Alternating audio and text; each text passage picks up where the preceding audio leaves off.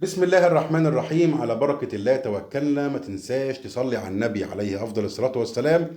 ويلا بينا نبدأ حلقة النهاردة سريعا كده. النهاردة كانت مباراة منتخب مصر والكويت في أول مباراة لمنتخبنا في بطولة كأس العرب. أنا أحكي لكم اللي حصل بالظبط. أنا بتفرج على الماتش ولسه بقى الماتش بادئ ولسه مشغل الماتش، لقيت منتخب مصر ماسك كورة وضاغط وتسديدة من بره ال 18، وحارس الكويت صدها.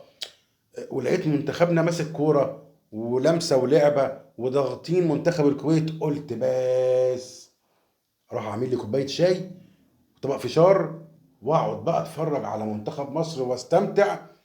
وحسيت للامانه يعني ان احنا هنكسب سكور تاريخي. منتخب حلو قوي. البدايه بس اصبر، بس اصبر، البدايه المنتخب كان حلو قوي. بعد كده عينك ما تشوف الا النور. يعني بعد كده الصراحه لقيت ان الاداء غريب. فرص ضايعه كتير، في فرص بتضيع غريبه. يعني المفروض دلوقتي يبقى الماتش 2 3-0 مثلا، لقيت الماتش 0-0. ضربه جزاء ضاعت وضاعت بطريقه غريبه. عمرو السوليه ضيعها، اللي هو ما جاتش في العارضه. طب ما جاتش فوق العارضه. طب لا، ده مشيت جنب او مش جنب العارضه، ده بعيد عن العارضه بشويه.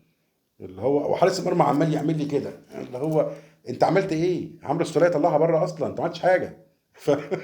فطبعا انا قلت خلاص، يعني الشوط التاني بقى ان شاء الله المنتخب هيتحسن بقى وهنكسب اكيد بعد كل الاداء ده. هنكسب برغم ان الصراحه قلقان من حته اللي بيضيع بيستقبل، فانا كنت قلقان، ولكن يعني مخبي حته القلق دي. وهنكسب ان شاء الله.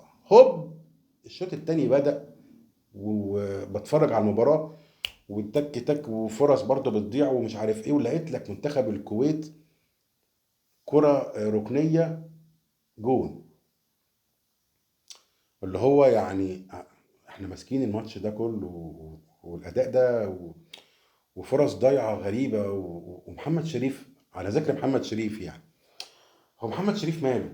يعني محمد شريف طب انت في حاجة مزعلاك؟ طب انت عليك اقساط؟ يعني في قسط ثلاجة متأخر مثلا؟ مش فاهم. يعني محمد شريف برضو يغيب ويجيب جون حلو وتلاقيه يغيب تاني طب انا مش فاهم يعني. انت مهاجم ولا مش مهاجم، ولا انت قناص، ولا انت مش، ولا انت مخيف ولا مش مخيف؟ انا مش عارف يعني الصراحة.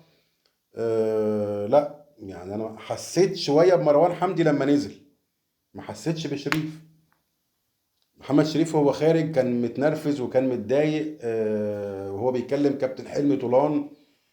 فتحس ان في حاجه غلط. اللعيبه عمرو السوليه ضربه الجزاء ضيعها. اما جت ضربه جزاء تانية لمروان حمدي وكان عمرو السوليه عايز يخش يشوطها، ولكن قفشه اللي دخل شاطها واحرز هدف التعادل، الحمد لله يا رب. فيعني في حاجه غلط، في حاجه غلط في المنتخب. انا لما شفت كل الفرص اللي ضايعه دي قلت بس، وبعديها الجون الاردن جه، قلت ده ذنب احمد عاطف قطه. قطه يعني ده ذنبه. على ذكر قطة، اللي مش عارف قصة قطة، يعني هو كان موجود في منتخب مصر ومشي قبل البطولة بيوم، طلع بره القايمة وتم استبداله بمروان حمدي. وحصل بقى اللي انتوا عرفتوه، ان قطة طلع وصرح ان انا مش مصاب ولا حاجة، هم خرجوني من المنتخب على اني مصاب. كلام صراحة يعني. هو اللاعب غصب عنه، لان قبل البطولة بيوم يعني خليك مكانه يا صديقي وحس بشعور اللاعب ده. انت البطولة بكرة وهوب انا بره. احساس صعب يا كابتن حلمي يا طولان وكابتن احمد حسن، احساس صعب قوي. فنرجو ان احنا ايه برضو اللاعب ما نجيش عليه قوي يعني. فنرجع للمباراه. فانا حسيت ان اللعيبه في حاجه غلط، في حاجه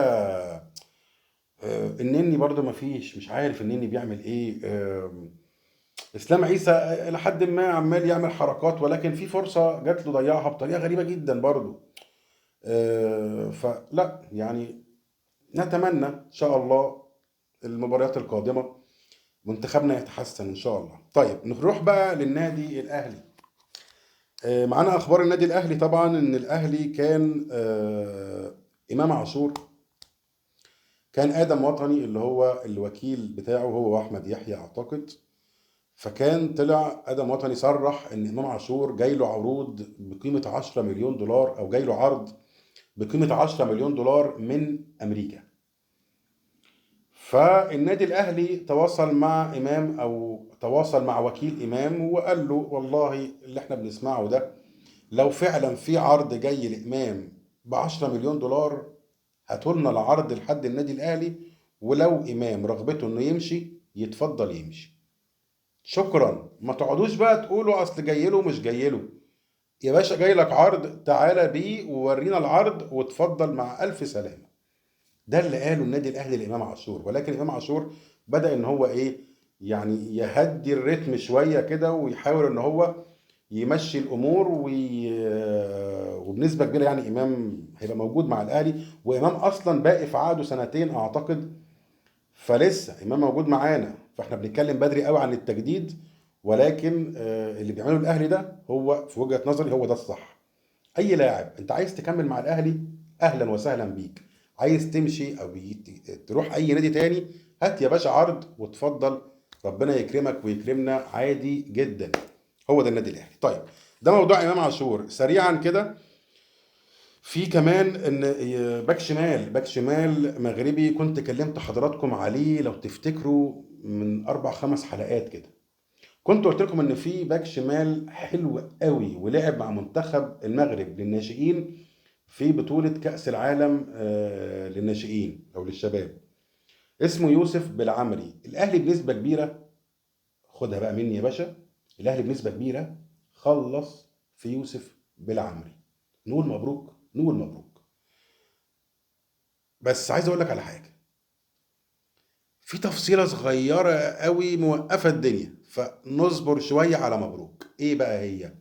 يوسف بالعمري فريق الرجاء خلاص اعلن ان هو بنسبة كبيرة هيرحل عن الفريق. فبمعنى صح يعني ان نادي الرجاء بيقول يا جماعة اللي عايز يوسف بالعمري يبعت العروض لنادي الرجاء علشان نخلص في هذا اللاعب. يوسف بالعمري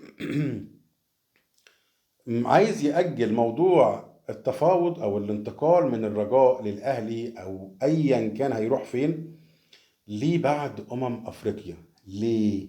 علشان هو مستني يشوف في عروض هتجيله من السعودية او من اوروبا ولا لا. هو عنده امل انه يجيله عروض كتير ويقعد يفكر ويقرر هو يختار انهي عرض. ده الوضع الحالي ليوسف بالعمري والنادي الاهلي ونادي الرجاء. فلسه هنشوف رد يوسف بالعمري ايه. هو ده حاليا الوضع الحالي للصفقة دي. طب الصفقة دي بس؟ اقول لك لا، في صفقة تانية من فلسطين. هتقول لي حمد حمدان، اقول لك لا، حمد حمدان بنسبة كبيرة دلوقتي بعيد عن النادي الاهلي. طب مين؟ اقول لك مين. برضه باك شمال منتخب فلسطين، ركز معاه واتفرج عليه، اسمه وجدي نبهان. ده بيلعب باك شمال في منتخب فلسطين، لاعب كويس. هنتفرج على فيديوهات ليه وهنشوف ليه أداؤه طبعا مع منتخب فلسطين. وساعتها الأهلي أو يسترب هيقرر إذا كان نتعاقد مع الباك شمال ده ولا لا. فحبيت أقول لك الاسم من باب الاحتياط يبقى معاك. ولكن الأهلي ما تكلمش معاه، ما حاولش يتواصل خالص. ولكن انا بقول لكم الاسم ده ممكن يكون في حسابات الاهلي. هتقول لي ليه وعرفت منين؟ فلسطين اللعيبه بتاعتها بتعامل معامله اللاعب المحلي. طب انت هنا عندك في مصر لعيبه محليه منوره، لعيبه محليه تقدر تقول ان ده يجي الاهلي ويشيل الفريق؟ مفيش. هتقول لي يحيى زكريا مع منتخب مصر، انا وجهة نظري النهارده هو لاعب كويس، لاعب كويس، بس ما هواش اللاعب اللي اقدر اقول لك عليه ده في ماتش الترجي عالمي، اللي اقدر اقول لك عليه ده قدام صن داونز باك شمال عصري. لا. والنادي الاهلي احنا مش هنجيب لاعب ونصبر عليه، احنا عايزين لاعب سوبر يجي يشيل الفريق وناخد البطولات. مكنه دايره شغالين. فان انا اجيب لاعب واصبر واصل هياخد خبرات، اصل بقى رؤيه المدير الفني، اصل، فده وجهه نظري. لاعب كويس، هو لاعب كويس، ولكن لسه محتاج شويه خبره. يعني انا ما شفتوش النهارده في المباراه منتخب مصر، ما حسيتش ان هو لاعب تقيل بيركز على الكوره بيرفع عينه ويباصي الكوره. لا، حسيته دايما بيجري اكتر ما بيهدى، يعني بيجري اسرع ما بيفكر في البساط او كده. فهنشوف هيحصل ايه. طيب عندنا طبعا خبر مش حلو. اشرف بن شرقي تعرض للاصابه وهيغيب لمده من شهر او شهر ونص بسبب تمزق في العضله الخلفيه. بس يعني الاهلي دلوقتي ما فيش مباريات، والمباريات كلها مع منتخب مصر في افريقيا اللي هتبدا لسه، وكاس العرب. فان شاء الله في بعد انتهاء البطولات وعوده النادي الاهلي باذن الله هيكون اشرف بن شرقي جاهز مع النادي الاهلي ان شاء الله يعني. طيب اخر بقى خبر معانا طبعا، وخبر الصراحه اسعدني جدا، وهو حمزه عبد الكريم وعرض برشلونه. العرض وصل من برشلونه، مش من برشلونه بس، برشلونه وسيتي وليون، يعني في كذا فريق في اوروبا شايفين حمزه عبد الكريم ده وضمن حساباتهم. لكن العرض الرسمي اللي وصل من برشلونه. الاهلي وافق ما وافقش لسه في كلام بنسبة كبيرة طبعا. أكيد كلنا نتمنى التوفيق لحمزة والاحتراف، وإن يبقى عندنا أمثال محمد صلاح، ويبقى عندنا نماذج كتير، خصوصا إن هو صغير في السن جدا. فبإذن الله قدامه العمر إن شاء الله.